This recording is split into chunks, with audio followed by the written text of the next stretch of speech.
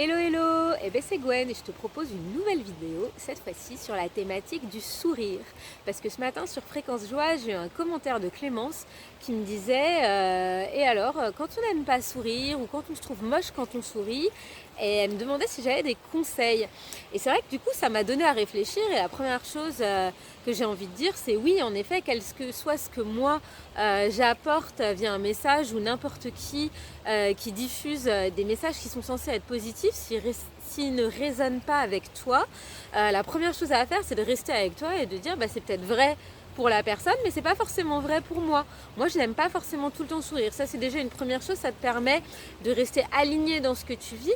Maintenant, ce qui est intéressant, c'est est-ce que ce que tu vis te procure du plaisir et de la joie ou pas. Parce qu'à un moment donné, se dire qu'on est moche quand on sourit, c'est quand même quelque chose de douloureux. Et moi, c'est quelque chose qui me parle complètement parce que pendant des années, j'ai été énormément complexée par ma dentition. Donc j'ai les dents qui sont quand même assez en avant. Et même encore aujourd'hui où les dents en avant, c'est plus un sujet. Par exemple, je me rends compte qu'il y a des fois où je peux focaliser sur cette dent-là qui a l'air de manger à peu près tout le café que je bois et pas du tout les autres, ou sur ce petit grain de beauté-là que je trouve pas gracieux parce qu'il est en relief. Et en fait, ce que je me dis quand je vois des choses comme ça que je trouve disgracieuses sur mon visage, c'est que je suis ultra focus. À savoir que je m'en sers comme un indicateur.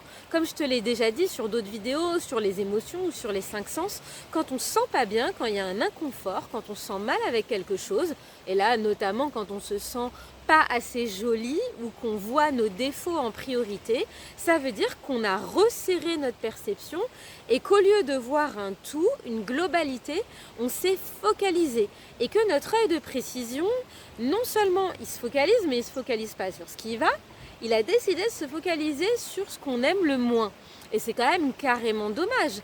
Et donc, quand je me regarde dans la glace et que je n'aime pas mon sourire, déjà, je peux me dire, tiens, là, il semblerait que je sois ultra focus. Et si je prenais un peu de hauteur, et si je prenais du recul, et si je dézoomais, car j'ai pas un sourire, j'ai un visage, j'ai un corps en entier, où j'ai pas un ventre que je n'aime pas, ou des fesses que je n'aime pas, ou un menton qui me déplaît, quel que soit ce qu'on aime ou ce qu'on n'aime pas chez soi.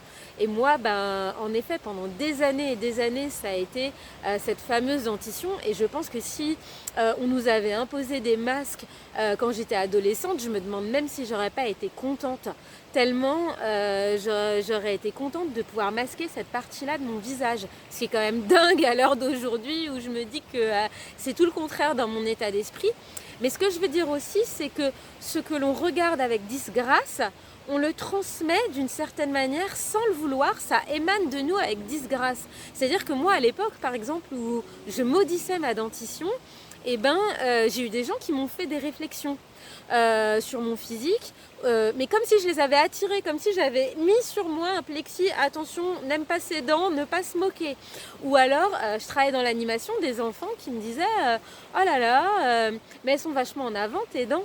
Et du jour en effet où j'ai accueilli ça, où donc comme je disais ce matin dans le message, j'ai fait un travail de développement personnel qu'on peut faire d'un million de manières, hein. Des méthodes, il y en a plein, et des méthodes aussi de travail face au miroir, il y en a plein, mais jusqu'à ce que j'arrive à me percevoir dans ma globalité et dans la beauté de qui je suis humainement, sans chercher les détails et à ne pas remettre en question tout simplement ma beauté liée à ma normalité, liée à mon humanité en fait. Et du coup, celle que je me reconnais en moi, je la reconnais chez tout le monde. Et ce qui est beau, c'est que plus j'ai accepté mon physique à moi, et moins j'ai vu de détails disgracieux dans celui des autres physiquement, et que tout le monde maintenant me paraît beau et normal, qu'à l'époque où je traquais mes défauts, je voyais aussi beaucoup plus aisément ceux des autres. Donc tout ça, c'est vraiment une gymnastique, donc il y a un travail de développement personnel. Et comme je disais ce matin, moi, il y a une fleur de bac qui m'a énormément aidée et qui s'appelle Crab Apple. Mais bien entendu, la fleur de bac ne fait pas le travail toute seule.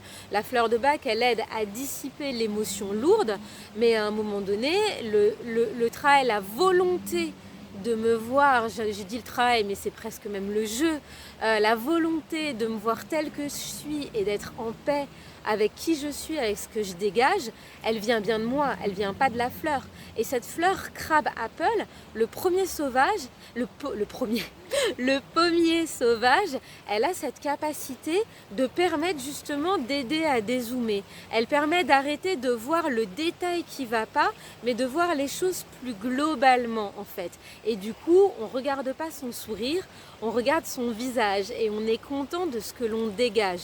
Et c'est tout bête, mais faire ces vidéos aussi a été un énorme travail pour moi. Ça m'a pris des années, là j'en fais très régulièrement des vidéos et c'est toujours assez difficile de les revoir après coup, je m'en cache pas, mais par contre j'arrive à les faire.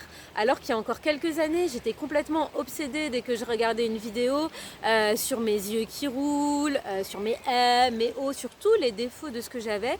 Et aujourd'hui, par effort répété, j'arrive à passer outre cet inconfort et il est de moins en moins présent. Donc ce que j'ai envie de dire à chaque personne qui a un complexe, c'est encore une fois de se regarder avec bienveillance, avec douceur, dans son entièreté et dans la beauté de son humanité. Et j'ai envie de te dire que quelque chose qu'on dégage quand on est content, en fait ce que la personne va percevoir, ce n'est pas exactement nos traits. Déjà personne ne se perçoit de la même manière. Donc ce qu'il faut se dire, c'est que même les gens de toute façon ne nous voient pas comme nous nous voyons.